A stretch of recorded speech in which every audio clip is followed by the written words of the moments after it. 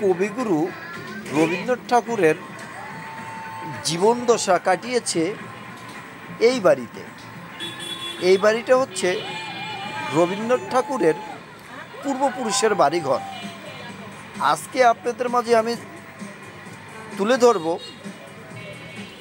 এই যে আমার পাশে আপনারা সামনে দেখতেছেন, এইখানে অনেক চলাফেরা ঘোরাঘুরি ছোটোবেলা থেকে রবীন্দ্রনাথ ঠাকুর এখানে করেছেন এবং তার পূর্বপুরুষরাও এই বাড়িতে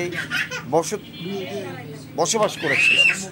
তো আসুন আমরা আপনাদেরকে এখন নিয়ে যাচ্ছি তার বসত বাড়িতে।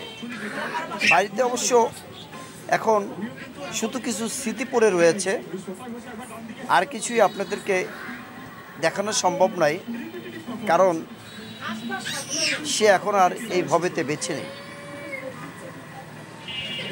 তো আসলে গ্রাম সুন্দর, গ্রামের পরিবেশ সুন্দর, আর গ্রাম থেকে উঠে এসেছে কবিগুরু রবীন্দ্রনাথ ঠাকুর।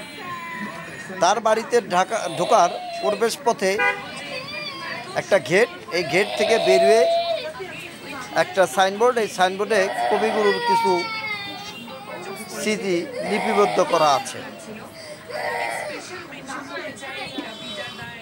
কবিগুরু রবীন্দ্রনাথ ঠাকুরের পূর্বপুরুষের বসত ভিটা এবং স্মৃতি সংগ্রহ শাখা।